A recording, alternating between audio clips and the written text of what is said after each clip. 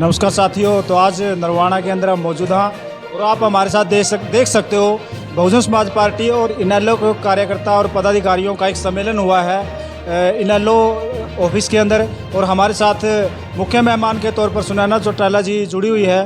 तो आइए इस गठबंधन को लेकर हम इनसे सवाल जवाब करते हैं और किस प्रकार से ये गठबंधन रहेगा। तो नमस्कार जी। राम राम। तो सबसे पहले तो गठबंधन के बारे में बताइए, क्योंकि काफ़ी चर्चाएं चली हुई है गठबंधन को लेकर, क्योंकि लोकसभा की इलेक्शन भी पीछे लोगों ने देखे हैं। उन दोनों पार्टियों का जो वोट प्रतिशत रहा था वो काफ़ी कम रहा था। तो इसको जो विधानसभा की जो इलेक्शन है इसको लेकर आपको क्या कहना है? पूर्ण रूप से अलग नतीजे जो है, हमेशा ये इतिहास रहा है। लोकसभा और विधानसभा के नतीजे हमेशा डिफरेंट रहे हैं, हमेशा अलग अलग रहे हैं। पिछली बार कांग्रेस पार्टी की एक भी सीट नहीं थी लोकसभा में, लेकिन फिर 32 सीटें आई। तो विधानसभा और लोकसभा के इलेक्शन हमेशा अलग रहा है। इंडियन नेशनल लोकदल और बीएसपी पार्टी दोनों ही, मैं ये कहूँगी, सबसे ज़्यादा वोट बैंक वाली पार्टियाँ हैं। क्योंकि अगर धरातल पे आप जाएंगे तो दो ही वर्ग आपको दिखेंगे हरियाणा प्रदेश में, किसान और कमेरा वर्ग। न केवल हरियाणा बल्कि हिंदुस्तान में किसान और कमेरा वर्ग है। लेकिन चाहे कांग्रेस की बात करूं चाहे बीजेपी की बात करूं, दोनों ही पार्टियां सेंटर में जब सरकार बना लेती हैं तो इन दो का किसान और कमेरे वर्ग को भूल जाती हैं, जबकि वोट इनका सबसे ज़्यादा है।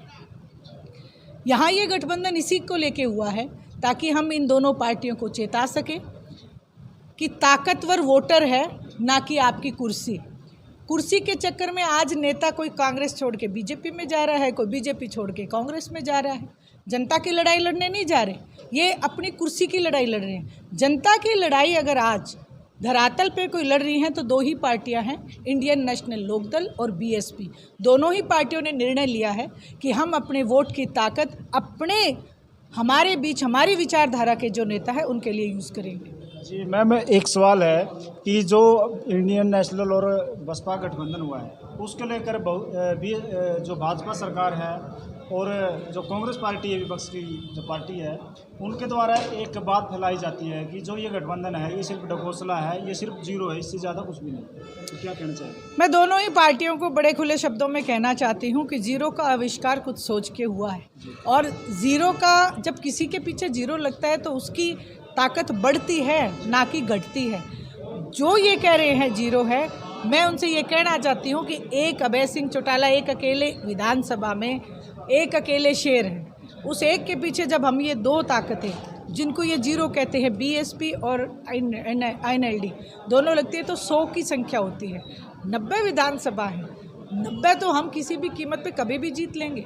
इसलिए मैं इनको ये कहना चाहती हूँ कि ये भ्रम में रहना बंद करें और ताकत को पहचानें। और जो ताकत आज हरियाणा प्रदेश में बनी है इनेलो और बसपा की, ये ताकत एक दिन सेंटर पे भी जाएगी और देश की गद्दी को हासिल करने का काम करेगी। आज मुहिम यहाँ से शुरू हो चुकी है। जी, तो एक महत्वपूर्ण सवाल है, जैसे एक घोषणा पत्र जारी किया गया है इंडियन नेशनल लोकदल और बसपा के द्वारा जी। 7500 रुपये जो बुजुर्गों को सम्मान पेंशन और 21,000 रुपये जो बेरोजगारी भत्ता है और एक सिलेंडर का बारे में बोला गया है।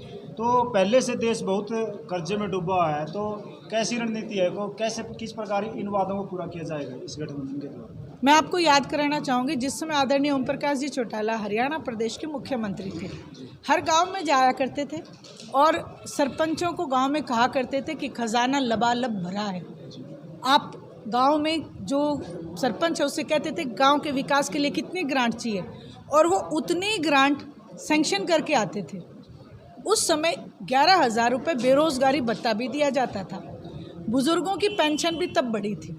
उसके बाद 10 साल कांग्रेस ने शासन किया, आज 10 साल बीजेपी को हो गए, किसी भी वर्ग के लिए सोचा नहीं गया।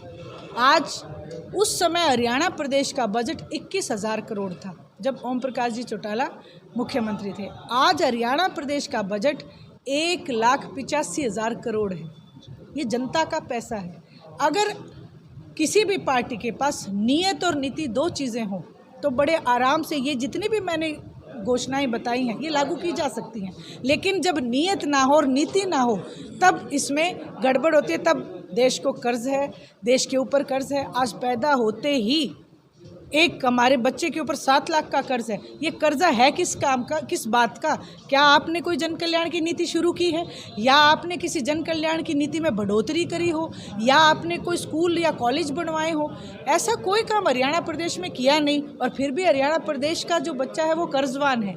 इसके लिए सीधा सीधा सरकार जिम्मेवार है, क्योंकि इनके नेता अपना घर भरने का काम करते हैं। एक बात सोचने की है, जो एमएलए जनता बनाती है उस एमएलए की तो आजीवन पेंशन बनती है, और जो बॉर्डर पे सैनिक जग गया है, जो अग्निवीर योजना चलाई है, उसके लिए कोई पेंशन का प्रावधान नहीं है। बुजुर्गों की पेंशन को काटने की बात की जाती है।